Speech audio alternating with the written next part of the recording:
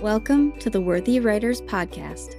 I'm your host, Kirsten McNeil, confidence and writing lifestyle coach and full service book editor working with self-published writers in fiction and memoir.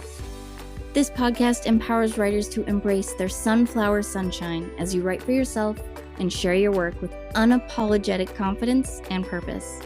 If you enjoy what you hear, leave a review and share with your friends. Let's jump in. Hello, worthy writers. Welcome to the podcast. My name is Kirsten, and today I am joined by Dani J. Norwell. We're going to talk about her experiences writing women's fiction and just share our thoughts about writing and how we find our place and find our purpose as writers. So thank you for being here. Thank you so much for having me. Yeah, so why don't you tell our listeners a little bit about who you are and what you write? Sure. Well, as you said, my name's Dani J. Norwell. I am originally from the United States, so near the Chicagoland area, but I have called the south of Spain my home for the better half of the past decade, the better part of the last decade. So I am an expat, I am a writer, a self-publisher, a blogger, lots of different roles that I get to play. We, as creatives, there's a lot that we want to do, so we got to make the time for a little bit of everything, right? Exactly. Yeah, it's a lot to balance, but it's also fun trying to find your way on these different paths. Yeah, so how did you get into the genre that you write? So it was a bit of a journey for me, to be honest, because I started writing seriously in 2020 and self-publishing later in that year. And I published 2 works before I even defined my genre. Which is not at all advisable. You do want to know what genre it is you're writing in so that you can market yourself well and meet reader expectations and all of these things that we know. But I think I was so resistant to that. I didn't want to put myself in a box. And so I just avoided that task. And it finally happened in 2022. I was taking a self-publishing course, and again, for the millionth time, I heard this teacher really driving home the point, you got to figure out what your genre is. So I started doing some research and came to realize that women's fiction is what I write. It was already what I was interested in, these self-discovery journeys, and specifically women kind of coming of age, but not necessarily coming of age in that stereotypical moment as teenagers. It can be at any point in your life when you're just experiencing some sort of transition and you have to figure out who you are. And I was like, oh, if that's what women's fiction is, then I'm really proud to declare myself as a women's fiction writer. So that is kind of how I came to the genre now. Yeah, it's really interesting talking about genres because, when I think back to when I got into reading and being a teenager, genres were very this is fantasy, this is mystery, this is romance. But then as I get into self-publishing and with more experience I have, there's so many different, like you said, women's fiction. Who knew that was a genre, right? There's so many different genres and subgenres and so many things to explore. It can be hard to define it as one thing, but for marketing purposes, you kind of have to play around with it and say yes, this is what it is. But it's just so interesting whether it's just evolved as I grew up or if my experiences just evolved and I was just open to all those things, right? Yeah, I agree with you completely, because I either didn't know about women's fiction, or if I heard it, I thought it was something else. I didn't like the term. I thought it was kind of cheesy and fluffy, and ooh, I don't want to be associated with that. And then when you see what the publishing world's definition of it, it's so different from what we as readers might think, which is also a difficulty as well, because then how do you market? Do you market the way that it's supposed to be or the way you think readers will interpret it? So that's fun as well. Yeah, there's always that back and forth with yourself of will people understand what I'm trying to get at? There's always that I know what I'm trying to say, but are other people going to understand me? Exactly. So I'm on a little bit of a crusade as well to spread the word about what women's fiction should be. And yeah, just really the exciting part of it is for me that personal journey. And I think that's something that everyone can relate to. Why don't you share more about what women's fiction is to you, and maybe when you're writing it, is there a lot of, well, I know one of your books is nonfiction, is that correct? No, I have a blog that's nonfiction. Blog. So yeah, that's about Spain and expat life in Spain. It's called Sincerely Spain, which I run with my friend Claudia. But both of my published works are collections of short stories, and they are both fiction. Mm-hmm. Yeah, well, what I was getting at with that was just, I talk to a lot of writers who are like, yeah, a lot of my personal experiences go into my writing, and I think that's a lot of relatable things that writers can connect with. So I was just wondering, like when you're writing women's fiction specifically, like what kind of things, I guess, like what's the experience like for you? Just kind of leave it open-ended at that. Sure. It has been a journey as well. I feel like I'm going to use this word a million times in our conversation. But it really is true, because I think like that process of figuring out my genre was a bit of a self-discovery journey for the author. And then that allowed me to really start to tell the type of stories that do incorporate parts of my personal experience. And that was something I was afraid to do before. I don't know about you, but for me, it's really scary to put parts of yourself into characters, even if it's fiction, but to kind of have something identifiable about you on the page is, I think, what people really do connect with, but it can be hard to do as the writer. So that has been a part of my process writing this story. I should say my upcoming novel is purely women's fiction for sure, now that I have defined the genre, and it's called Most Unlikely. And I haven't I haven't experienced the exact things that my character is going through, but slowly and surely I feel myself putting a little bit more of myself. And I think with each book I publish going forward, I'm going to get better and better at that, which I believe will make the stories better and better for the readers as well. Mm-hmm. What do you think some of the major themes are for women's fiction, or for your upcoming book specifically? Yeah, so I mean, it's a very loosely defined genre.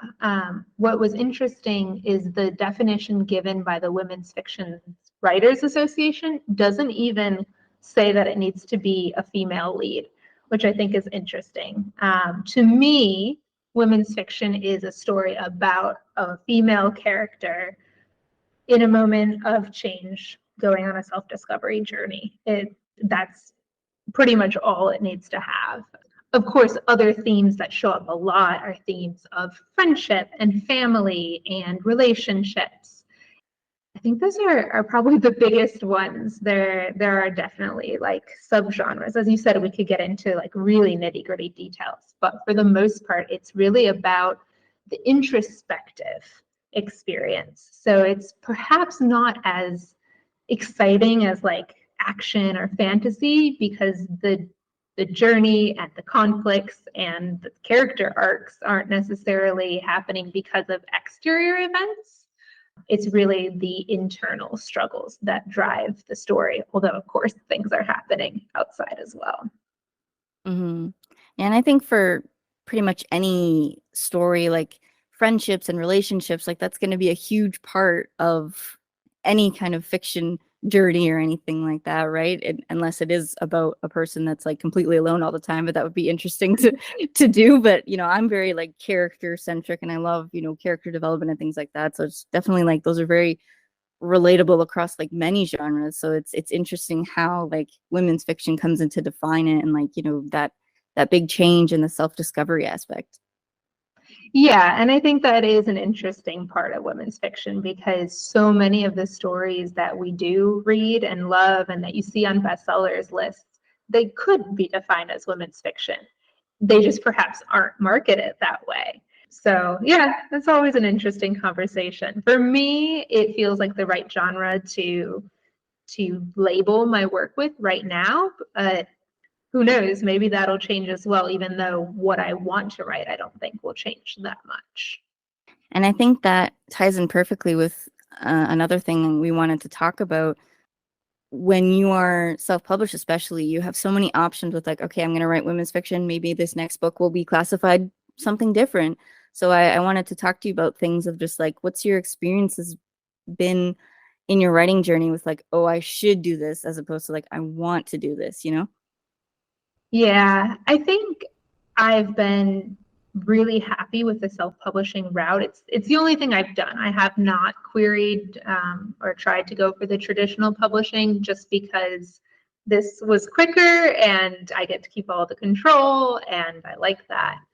And so for that reason, I would say that I haven't felt that much pressure to go a certain path or a certain genre because when you're self-publishing, you get to define it yourself, which is really nice. I think that there would be more pressure perhaps in the traditional market when you have to, get someone to buy your book. And I understand that, well, I mean, to get a publishing house to buy your book, I understand that they are going to go with the odds. And so if you don't fit into a certain genre, if you don't fit into a particular trope that's popular right now, those little factors could mean that a great story doesn't get published.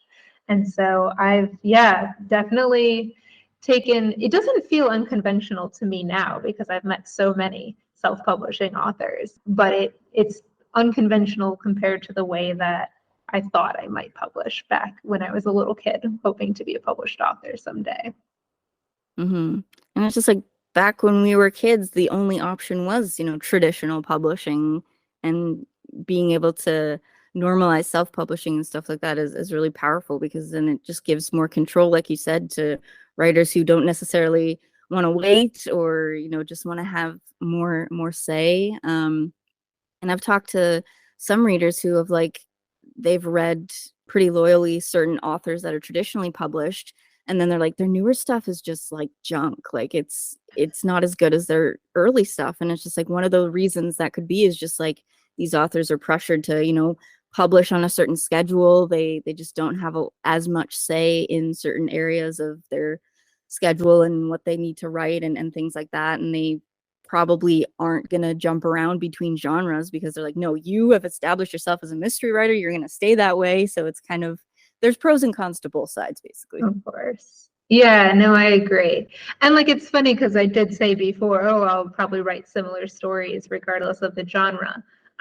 But I do also love that I have it open to me that if I want to write a thriller, it's fine. Like I'm not going to have a publishing house telling me, no, that's not a good idea.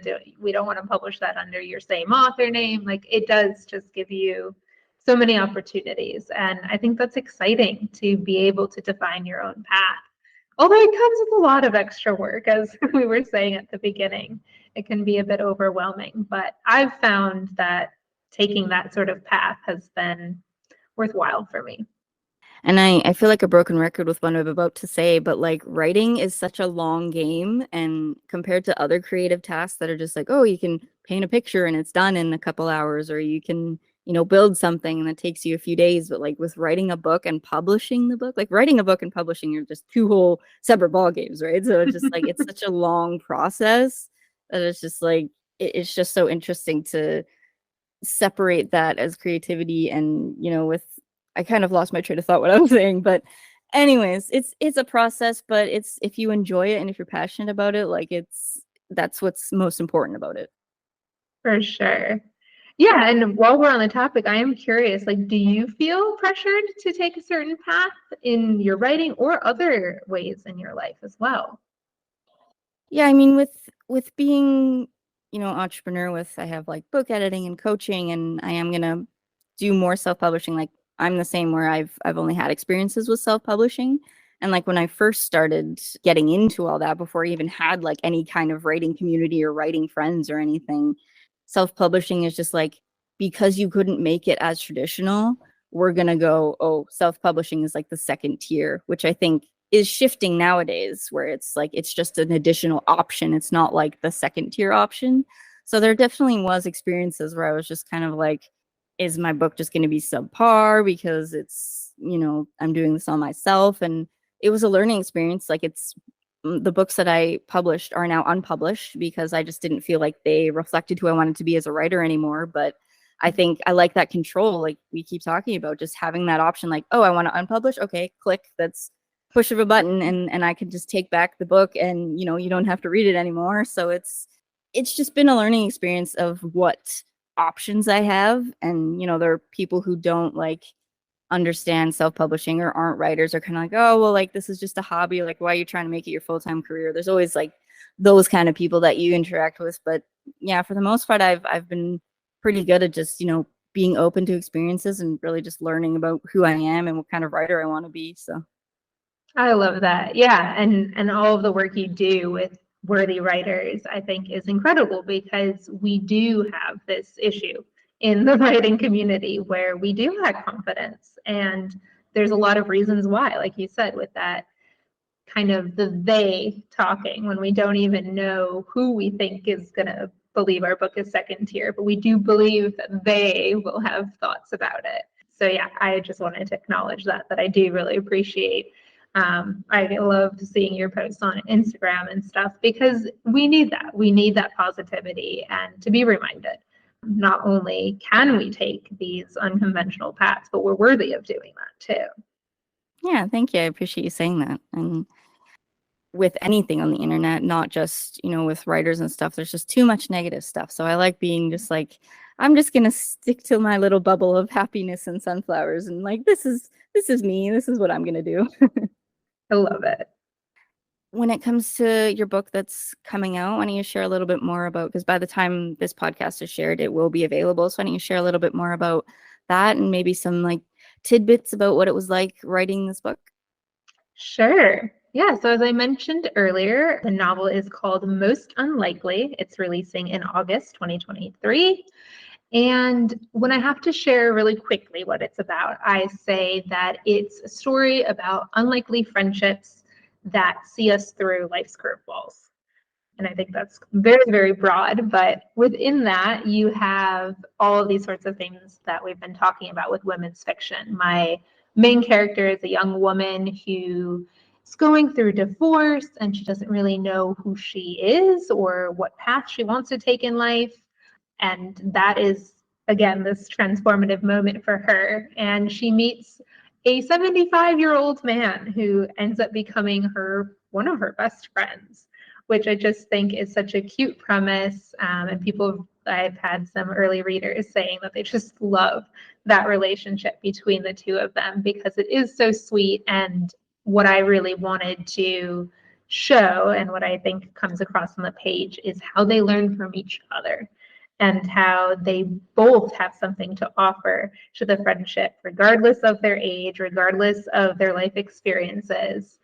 So yeah, it's called Most Unlikely for that reason, but I think you can kind of apply it to different aspects of their journeys and how these two characters come together. And it was a joy for me to write. I've been working on it for a bit over a year at this point. I actually started writing this story in Camp NaNoWriMo, so last July, and did get the beginnings of the story down really quickly. But then, as you said, since then, there have been so many more drafts and so much more editing, and just the process goes on and on. So I feel like I've gotten to spend a lot of time with Stacy and Harry, my lovely characters. But they are, yeah, people that I feel like I treasure now, and that I feel like I got to go on this journey with, of like figuring out who I am as a novelist as well, because I don't know if I was clear before, but what I published in the past were collections of short stories. So this has been a transition period for me as well, and it was scary writing my first novel and trying to figure out if I know how to do that and how to keep readers' attention for a full book. And it's been great to go on that journey with these particular characters. Yeah, that sounds awesome. I think we need more stories about just pure friendship, because I find like stories that maybe I've just been exposed to, like it always ends up with a hint of a romance, or maybe we could try to be a romance. Like, no, like let's just be pure buddy, pal, guy, friend, person, and just, find that fun relationship and, explore different areas of that. Absolutely. Yeah, I love chance from time to time, but I agree with you. Sometimes a story is just about friendship, and that is incredibly powerful in and of itself. What were some of the challenges you went through as you were working on this one? Good question. I think kind of some of the things that people probably always experience. I could not compare my process to the past experiences, although I wanted to. In my brain, I wanted to say, oh, it took me X amount of time to write Snapshots of Spain, so why is this taking so much longer? Or actually, the writing of this was pretty quick, but the editing and all of that took a lot longer this time. And so just coming to terms with the fact that things take different amounts of time, and as I grow as a writer, I'm going to invest my time in different ways. That was sometimes a struggle. And this was the first time I worked with a professional editor as well. I got a developmental editor on the project, and that was a scary experience because, again, you're handing over your work to someone else to take a critical look at it. And I had done a lot of drafts of the story at that point, so I felt good about the story I sent to her, but it was still in much earlier version than what readers will see. And so, yeah, I think this has been an opportunity for me to build my confidence as a writer. And I've been really, really lucky to have people who helped me build that confidence up. Like with my editor, for example, she was fantastic and very thorough, but also very kind. And I felt like, she didn't tear me down in order to break me up. She was really able to point out the ways that the story was working, but then find ways to elevate it that I wouldn't have known to do by myself. So it's been, yeah, a good experience for me, learning and growing, and also allowing help, much like my character does, which I hadn't thought about until I'm saying it right now. Yeah, that's really cool. Yeah, I think that's really important in an editor-writer relationship of just like, it's not like, oh, you got to change this is bad, this is terrible, that kind of stuff, right? That's not what an editor is meant to do. It's like you said, that more uplifting, it's just more powerful to be with someone who can still uplift you and, be a cheerleader and also find the ways to constructively help you and help you build. And that's what I like doing as an editor, of being like, okay, why did you do this? Do you understand these characters? And just asking questions and promoting new ideas in the writer, and not just like, yes, do this. It's like, oh, have you thought about this? It's just kind of exploring that, right?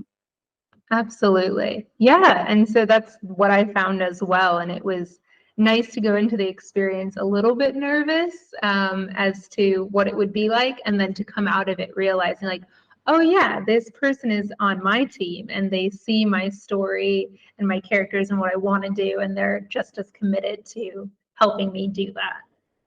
And it's always going to be nerve-wracking, right? There's so much vulnerability when it comes to writing, even though it is fiction a lot of the time. But we always find a little bit of ourselves, and we created this from our heart and our imagination. So it's definitely difficult to share it with someone, especially if you haven't written a lot of full-length novels and it's kind of a newer experience. So what kind of advice would you give to writers who are maybe really nervous or anxious about sharing their work with others? I think, honestly, my first bit of advice would be to be careful about who you're sharing your work with. Because as you said, an editor shouldn't just tell you what to do and tell you that your writing is horrible. But unfortunately, there are some people out there who are like that. I've heard horror stories. And so you just want to weed out those people who aren't as professional and aren't as committed to being this more of a cheerleader alongside being an editor. So I think for me, that was an important thing, to really find somebody that I thought I would connect with. I also was able to do sample edits, 3 different editors, which I think is a fantastic opportunity. If the person you're looking to work with offers that, I would highly recommend it, because I got a feel for the way that these people would give their feedback. And I think that did give me a sense of calm. And even though I was nervous, I felt somewhat confident that I this is in good hands and I can trust this person and they're not going to make me cry. Yeah, exactly. Yeah, so as we start to wrap things up here, are there any final things you want to share about your writing experiences? I guess I would, kind of coming back to like the very beginning when we were talking about genre, I would also encourage people to figure out their genre because it took me a long time to do it. And it was mostly just because I was resistant to some of the language around the genre that fit mine.